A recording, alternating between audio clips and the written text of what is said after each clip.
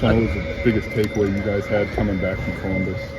There's so many things after breaking it down, evaluating, breaking down every possession, of just continuing to how we can put 40 minutes together. First quarter was good.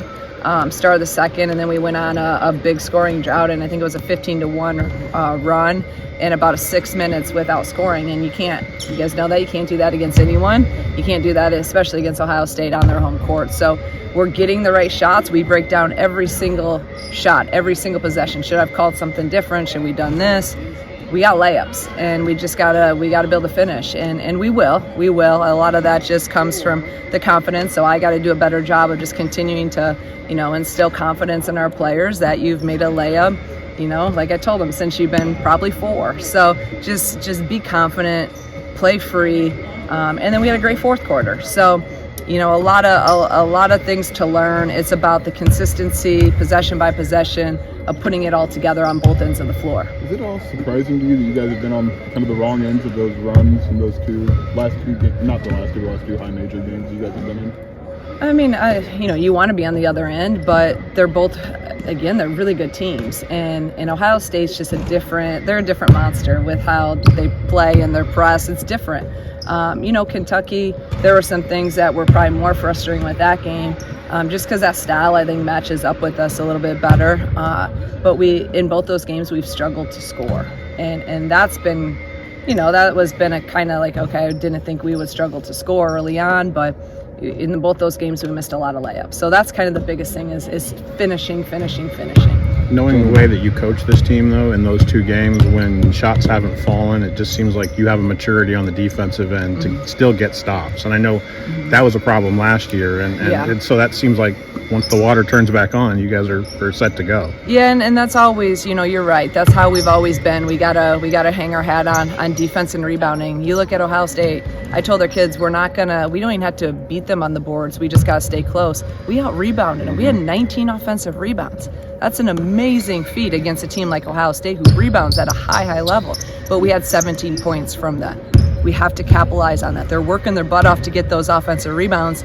Now we got to capitalize. We need, at 19, we need more than 7 points, and we know that. So, yeah, I'm happy with that. I still think there's spurts where in Ohio State I thought we did let our offensive lack of production kind of lead to some breakdowns, but then we regrouped, which we did not do that last year. So take that as a positive.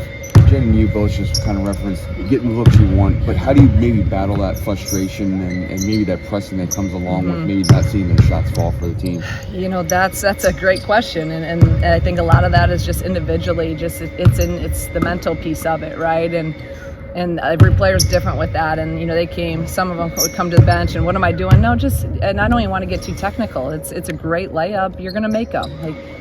I don't want them hesitating. Now they're kind of overthinking it. Just go up and lay it in. So it's kind of that confidence mental piece of it, because we are getting there. And some of them are wide open. Is that more or less frustrating that you're getting there and you're getting what you want versus not being able to get what you've started? I think you look at it both ways, because we're like, yeah, I'm happy, we're getting the shots, but then it's like, well, man, we're getting the shots, but if we just capitalize on those, we probably win at least one of those games. So it's, you got to stay even keel about it, because at the end of the day, the main thing is it would be probably worse if we weren't able to get the shots, and we're taking a lot of bad shots. We came up with maybe 4 bad shots that we would categorize in our last game. That's a pretty low number for us. Literally, we missed 20-some layups, and we'll get better at that. With this stretch of games coming up, stepping away from high major, what do you hope to gain besides obviously victories? I just think getting kind of our momentum back offensively. We're at home, and I thought we were scoring well at home, and then we went on the road and we kind of lost some of that scoring momentum. So just getting to a rhythm, get some confidence, and back offensively is really what I want to see. Hopefully it all starts one game at a time. It starts tomorrow. Doing our job for 40 minutes. Don't worry about anything else. Consistency and momentum offensively. Grincham was listed as questionable. Is she getting closer to returning, and what's that process going to look like for her? She's day to day, and she won't play tomorrow. I'll just say that. We're really trying to get her feeling and feeling as best as she can for Big Ten play. That's our number one, obviously, priority, right, is conference play. So, and that'll lead to great opportunities to get Barry, who had a great game, I thought, for her first college game and hadn't played in a month and really did a great job against Ohio State. She'll be able to get a ton of minutes and reps at both the 3 and the 4, which I think is going to be huge for us going into Big Ten play. How impressive was that just to get her going, get Barry out there? And could you maybe not anticipated that, or what you kind of make out of her performance? I knew I was going to play her, and I knew, especially with Gretchen out, that she was probably going to have to play a lot. So I went into the game wanting to play her early and often. And I said, I was kind of like, it could go one way or another, right? I mean, that first game in your hometown, she had how many people there? You could either get so nervous and really, or you could go out there and just play. And she just went out there and played and was very efficient. I said, I'm so proud of her in a big moment, a big game. I thought she played really well. What can that do for you guys to have her available? It's huge. Right now, every healthy body is a blessing. And especially Barry, who's versatile. She can play 3, she can play 4.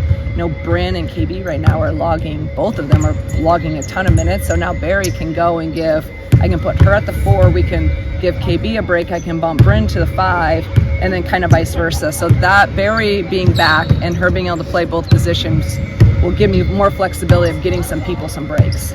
Jackson seems like she's going to start off the bench. Yeah. What have you seen from her since she's been back? I just love how hard she plays. I mean, we had hustle plays and winning plays in our we always do that in our film sessions after games, and it happened to be she's on almost every one of those. I mean, she's diving all over the place, just hustling, not giving up on plays, and that's winning plays, that's winning basketball. And I think that's just continuing to lead to her confidence, her being comfortable out there within our offense, within defensive assignments. I'm just super happy with her progression, her growth, and even for being out a couple weeks. I thought she kind of came back and she picked up right where she left off. Are you liking her evolution on ball in terms of what you're asking her to do? Yeah, I think she's done a great job, both offensively and defensively. Offensively, we've asked her to play some point, and she's going to have to continue to do that. And then she's also been, done a great job off the ball at the 2 guard.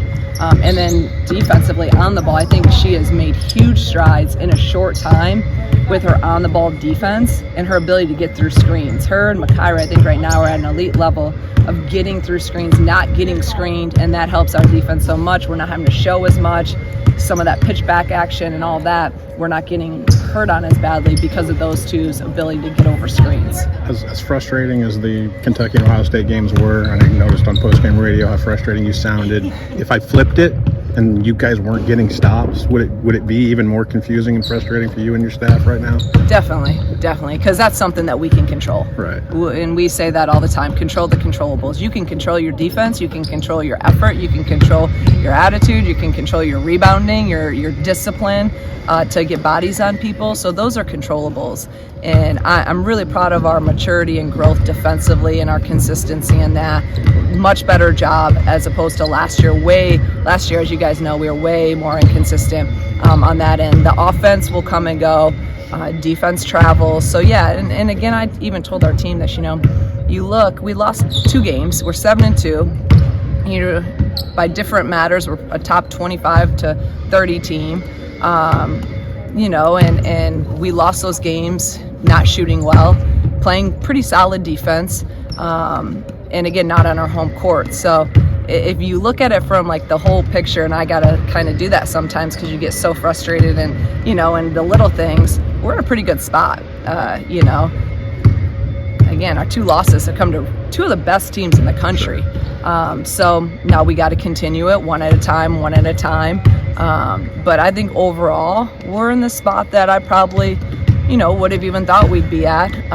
We only lost one of those tough non-conference games, so we beat the Florida State. So I'm happy with where we're at. Obviously, I want to be undefeated, but Sure. We keep learning, keep getting better.